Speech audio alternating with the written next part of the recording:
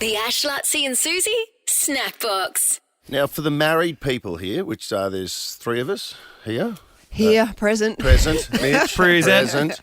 But even if you've got I assume this works even if you've got a partner that you live with. Present. Yes. As well as... We know you've got everything. Yes. I'm looking at Luttsy because I'm trying to make him feel left out. But... Well, it's working. Well, do you kiss your husband or wife goodbye of a morning when you leave to go to work? I don't know. Depends if they're awake and... If Sarah was awake, I would, but not. Yeah. Yeah, if she's asleep, I wouldn't. Yeah, I would. Wake, yeah, I generally do. A peck. Same here. Like that's my routine. Is get up, then just as I'm leaving, I go back, just give Joe a quick kiss and go. And yesterday I didn't. I was just like I don't know. I just didn't do it. And she rang me, and at the end of the thing, she goes, "Oh, you didn't kiss me goodbye this morning." And she goes, "There's a study that says that if you kiss your wife, because this was a study that was done just on husbands with wives, but that the study found, this is what Jode said, that husbands who kiss their wives goodbye of a morning live on average 4 years longer. Really? 4 years longer than those who don't, and they're more successful. Mm-hmm. And I was like, come on. Was this a longitudinal study? As in... What's that mean? That means that they do it in real time and that they work out, you're not going to kiss your partner. You die. You die before the study's over. Like, how do they work? Oh, so it's a 40-year study. You mean? 40-year study, and they start dropping off the ones. I think it was a 12-year study. Yeah. And, and it found that... there's real people involved in this study. And a 10-year German study. So, it found that men who kiss their wives tend to live longer and that they're more successful as well. And, the study found that there was a lingering impact of men who kiss their wives goodbye, and blah, blah, blah. It goes on. But it made me, because then this morning I did kiss Joe goodbye. I was like, another 4 years in the bank, I'll take that. Purely for that reason, you kissed her goodbye. Yeah, but it says, so they studied all these managers, and they found out that those who kissed their wives before leaving for work saw an increase in their pay and in their management positions during the course of the study, and that they're saying that conversely, men who did not kiss their wives daily tended to have more negative attitudes at their work and were more moody, depressed and disinterested in their work. It's funny. It's a dangerous sort of experiment these days, isn't it? Yeah. Well, it's suggesting that, women are just lazy lying in bed while the men go to work. Oh, yeah. True. I can't believe you didn't pick up on that. No, I started thinking about I saw a study the other day about getting home from work kissing, but it was a certain amount of time. You had to kiss for like 6 seconds. And who kisses for 6 seconds? 1. I do over the course of a year. 3. The Ash, Luttsy and Susie Snackbox. Good news, Suze. Good day, sunshine. I'm walking on sunshine. Whoa, it's time to feel good. Chris Martin gives 64-year-old fan a lift to his Coldplay show. Your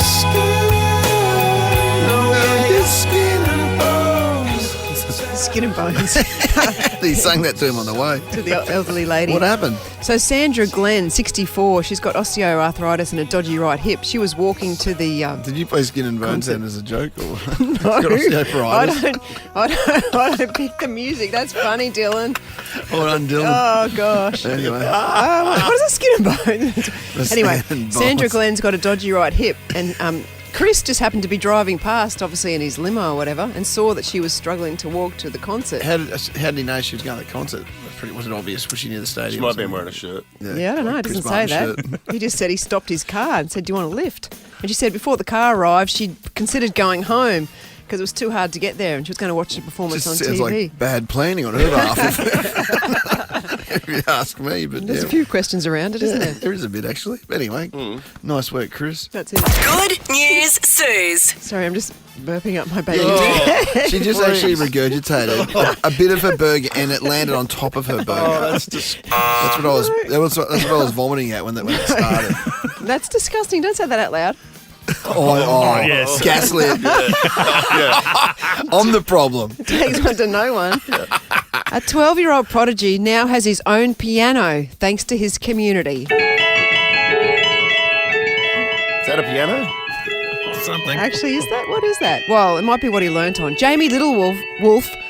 What a great name. Jamie Littlewolf taught himself how to play the piano using YouTube videos and his sister's toy piano. No, that might be it. I think that's what that is. You know, those ding, ding, ding, ding. He didn't have a piano at home, and Jamie would make use of any public ones he could find. You see them around? I saw one the other day somewhere. Public pianos? Yeah, I saw one. There's one at Cabarita Yes. supermarket. I've seen one somewhere as well. Yeah, there's one at There's one in a hospital somewhere. the hospital. Is there one at the library in the city? They couldn't have a piano in a library. In a They're just library. outside. Okay. They're around. They're around I'm the hearing city. you. I'm picking up what Thank you're you. putting There down. is. There's some around. Yeah. And then he'd make use of public ones, and a video of him in a hotel lobby went viral. Yeah, one of him just playing one in a hotel lobby, and donations started to flood in, and he got his very own baby grand piano. YouTube, eh? You can YouTube. learn anything off YouTube. You can pretty actually. cool. You can Just- learn anything. Very good news, and I'll speak about something very similar to that later in the show. Oh, there's a deep tease for it. About same sort of thing, but for athletes. Oh yes. I know Yeah, what that is. okay. That's a great idea. Good News Suze.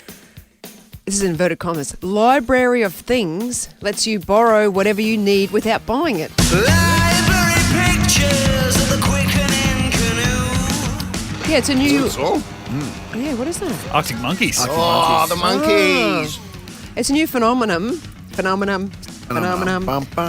Yeah. Addressing Yes. concerned consumers who are looking to escape spending. They're developing a library of things. So you can go and you can rent like air fryers or baby clothes or anything that you need. You just rent it and then you take it back. There's over 2,000 of these libraries, library of things, located in the English-speaking world. And there's one in Eagle Farm here. What? There's one in Eagle Farm. We should send What has it Mitch got? or Nick. Oh, well, it says things like any sort of things like Air fryers, air baby fryers and clothes, baby clothes a and spanner, spanner, bike pump, maybe a microwave. maybe a bicycle. Right, Bicycle. and You just rent them. It's free. oh, you rent them? Or Yeah, Like it's a well, it's library. like a library. A library. You have to have You your take library it out. card. You take it Yeah. out. You got to have it used. You have it back by a certain date. Go to the catalogue, find it. The Eagle Farm one is a library of tools. How good. That's handy. That's that a is- great that's idea. a Because you don't want to own every tool you need for every job. Yes, that's like my idea, Suze, about the exercise equipment the other Yes, day. see? Do you know the trader thing? Like Yeah. I'll swap Oh, a, you I'll did- swap a Concept 2 for a bloody what am I looking for now? for a Yeah. running machine. No, Yeah, a Pilates bench. a Pilates bench. That's right, Pilates bench. Yes. A workbench Pilates. Yeah. Well, maybe they've got one down there. There you go. Head down there. That's awesome. How's your Pilates going? Good News Suze. The Ash, Luttsy and Susie Snackbox. Why is one shoe off, Susan? What's happening? So what happened to you? I went to the toilets then. I told Did Susie you a drop little bit of your extra time than what we ended up Yeah, having. then I Sorry, was in the Suze. No, that's fine. But when I was in the toilet, I got a problem because I've realised, you know, I've got a cereal. Someone is dropping their. Someone's dog is pooing on our front lawn and leaving it there all They're the going to send time. the work toilet. Yeah. I thought Bento's got. Hang on, she's got a shoe No, off. so Why I you- realised that yesterday. I've stood last night. I got home because I went to trivia night. I got home in the dark, and I must have stood. I was in the toilet going. I mean, something smells, but not like me. No, yours wouldn't smell. What were you sitting? You were sitting on the toilet sniffing. Something smells, but not No like one, rose oil. no one thought it was And I yours. was Suze. like, it smells like something smells like dog poo. And I looked down at my shoe. I'm like, I think that's dog poo. And then I took off my shoe and I smelt it. I've just washed it. Don't worry. Yeah, why you I'm like, that damn dog that keeps pooing on our front lawn. I must have stood on it last night when I came home in these shoes. So that's why I was late back What's in. that, is that what you've been walking around in all morning this morning? Yes. Did you smell anything in No, here? I haven't. I did. Oh, but I tell you what I You've did. been walking through the carpet. Yeah, I know. I'll tell you what I did do is, like, we live in a unit on the Yeah. coast, and I busted someone with their dog, like walking past. Oh, what'd you do? They weren't in front of our place, but it was just to the side, and I saw them saw the dog do its thing, Yeah. and I'm like, all right, let's see what this owner's all about here, because you know how they have the bags, like Yeah. we've got the bags that Attached to the leash. attached to the leash, so it's there, it's right there, and they didn't have a bag. And I'm like, oh, I'm just going to sit here and watch this and see what type of dog owner we've got here. And they just kept on walking. Well, it says more about you as a human as well. It's not just a doing dog. About me. Well, no, not you. Well, a little bit you because you're watching them. Yeah. But it's about that person, about what sort of human they are. The Sanctuary Cove thing. This is the Facebook group you got to start. Have you done that yes. yet? Well, not on Facebook, but Sanctuary. Well, just get on it or get someone from your local did. area. Sanctuary Cove locals, attention dog owners who live at the address, which must be a gated place. community, and close by residents. Dog droppings are to be picked up. This is disgraceful behaviour. We know who you are, and then in caps, stop, and then a photo of the So poo start that, on you the reckon? grass. Yeah, well, that's unnecessary. Everyone knows what it looks like. yeah. By the way, that one. If you're, Yeah. yes, if you're unfamiliar, The Ash, Luttsy and Susie Snackbox. And I'm looking at footage. It's come up on my phone up north, F&Q in Cairns. I think it was a couple of days ago. It's been really wet there, so the footpath was flooding. There was a small stingray that was swimming along a road in Cairns. What? Like the water was probably in Cairns. In Cairns, a foot deep, Wow. maybe. Geez, that'd be. I mean, stingrays can be dangerous, but the other thing I think of was crocodiles. Yeah. Isn't that Isn't this an incredible country? I know. I was just thinking that. Like, Suze, I was talking to a couple of Kiwis actually just a couple of days ago, and I didn't know this, and this is common knowledge. You guys would all be aware, I'm sure, but for whatever reason, I didn't know New Zealand doesn't have snakes. Oh yeah, I did know that. Did you know that? I feel like I only heard that last week. I feel like I hear it all the time, but I must just put it to the back of my mind thinking that it sounds ridiculous considering what we go through, and what we have. they were talking about what it's like to come to Australia. They go, man, we don't even have snakes in New Zealand. I went, what, none at all? No. They walk through They're not long grass introduced like now? they just don't care. Okay. Because I used to just have birds there, I know. And then the thing I know is I never used to have possums. And Australia introduced possums over there. You know how here they're protected. Like we love possums in Australia. Yeah. Over there they hate them so much that I was on a tour group then found out I was from Australia. It's like, you brought the possums over here. Yeah. No, I didn't. No. Well, at least we didn't bring the snakes. Yeah, lucky they're there's no saying, snakes. You come over here, all of a sudden, we got snakes, we got the spiders, we've got the... Have they got spiders? We've got the crocodile. They've got spiders, but I don't think they've got like the big... They haven't got like the red bellies, the redbacks. Okay. And that. Yeah, we've got the crocodiles. we've got all this... Sharks. And now we've got stingrays coming down the street. Can you imagine that? You're walking down the street and there's a stingray swimming along next to you. We can sit there and talk about how That weird is it is. bizarre. My in-laws, my whole family down in Victoria, they'll call like, "Did you see that footage of the stingray up in Cairns?" I'll be like, "Oh yeah, it happens all the time in Queensland." That's how we live up here, Yeah. mate. We're tough. Fantastic. We stand on the back of them and ride them down the street. The Ash, Luttsy and Susie Snackbox. We mentioned yesterday, Olympics-wise, that Cindy Hook, the CEO of the Brisbane 2032 Organising Committee, spoke very impressively from all reports at a QUT sort of leaders forum thing about, well, the thing we mentioned that she was saying, okay, if you want this new stadium, it's time for the people of Brisbane to speak up and say, come on, we need this moving forward because the politicians tell us we don't want it and blah, blah, blah. And you were saying on another radio station they've got good support as well. Yeah, it did. It was actually on the ABC. They did a poll of do you want a new stadium or rebuild the current ones, and it was overwhelming. They want a new stadium on this that's one interesting. particular program. For ABC listeners, one that everyone does. But secondary to that, Nat Cook was there, of course, the 2000 Olympic gold medalist in beach volleyball, who has Yes. since then become a really awesome person in Queensland sport in particular through the Queensland Academy of Sport and through various different avenues. She's a juggernaut. She's got so much energy and passion She really for athletes. is, and she's in the right space as far as the agenda-wise, I think, with what she's doing with sport and with athletes. And she must have mentioned, they must have shown a video of a young athlete from Ipswich, a 15-year-old, might be 16-year-old now, called Gout, who's this great track and field runner that I spent a bit of time with down at the National Championships and Olympic Trials in Adelaide about a month or two ago. What was that race he won over the weekend, that kid? Well, I mean, I think you're seeing old vision of what he won, I think it's state titles or something like that. He ran 10:29 for the 100 metres. The next one was still back at the 50 metre line. It's actually extraordinary. He actually almost he's out at QE2. I think it was at QE2, and the beautiful Nathan Cusack, and he's still going at that top speed. Yeah, as he's almost hitting the grandstand.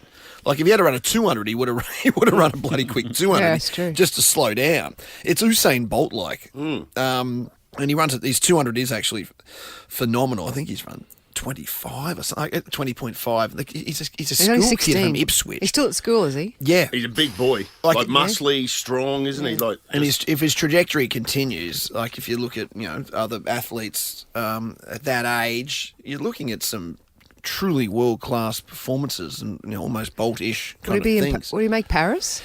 So he hasn't Paris made Paris. He did run at the Nationals. He's run a couple of open aged events, but still obviously runs under 20. He ran under 20, which I think is a good thing at this stage. He's 16 years of age, and his training partner is a kid called John Cassiano, also from Ipswich. Without getting technical, has already jumped 7 metres 60. He's a 15-year-old. Already jumped 7 metres 60 for the long jump, which is unheard of at that age. And he's a great sprinter as well. what a relay team. Oh, yeah. This is coming down the pike. These kids are 15, so Brisbane 2032, they're going to be 23 years of age, right in the wheelhouse for Brisbane. And they're local products. It's amazing. But the point is, at this point, they're just hippie kids, particularly Cassiano. Like, they've got World Juniors coming up, and it's self-funded. That they can't afford to go. So Nat was talking about this thing that she's behind called the Aussie Athlete Fund. There's actually a website, AussieAthleteFund.com. And they spoke the other day, and I know a couple of people that I know, some great, who want to remain unnamed, that have thrown $500 in already for, I think particularly for Cassiano getting to the World Juniors. And it drew me back to that thing I've spoken about a lot, about the opportunity, no matter who you are in Queensland, buying in and investing in inverted commas, not necessarily with money, but just in investing mentally with a young athlete, someone this is the exact scenario, a 15, 16-year-old athlete right now, whether you're a school kid or you're a school teacher that can get a class involved or whatever the case may be, or you're just an adult, or you're a small business person, or you work for a huge business, like just connecting with athletes in some way and becoming part of their journey from now until Brisbane 2032. great idea.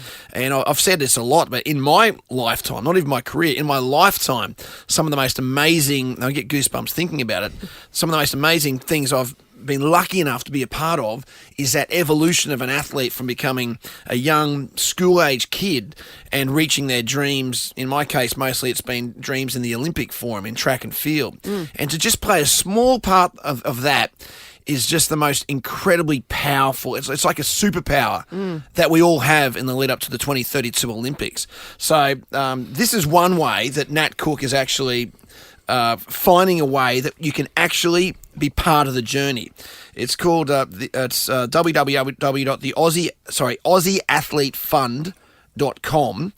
So if you're listening now, it's a great way to get involved in some small way. It doesn't have to be. I think a couple of my mates gave $500 each. Yeah. Just getting this kid on a plane to the World Juniors, which is such an important role moving forward to the next stepping Olympic stone. cycle. And they'll probably be in the frame for LA in 4 years. Not quite yet, but right now is the important bit where you've got to, as you know, Sue, is where you've got to continue that momentum through to reach the point where you If can you haven't got the elite. cash and you can't go to the meets, then it's pretty hard. But that's great that Nat Cook's doing that. What Aussie Athletes Fund, is it? Aussie Athlete Fund. We might put the link up on our socials once Nick's back in the studio. But to a broader point, and I want to discuss this more over time as we get closer to the Olympics, finding your buy-in, particularly with kids right now. If you're a parent there, thinking about through your school, push your school to get involved just with one athlete, like John Cassiano, but maybe being one where you can a class can establish a really positive dialogue through social media with these athletes and support each other, and you'll be amazed how much return you get from the athletes who love to hear these young kids supporting them. So it's about, again, let's change the dialogue here and start getting excited about the greatest show on earth coming here in 8 years, as opposed to where a lot of heads are at right now. The Ash, Luttsy and Susie Snackbox.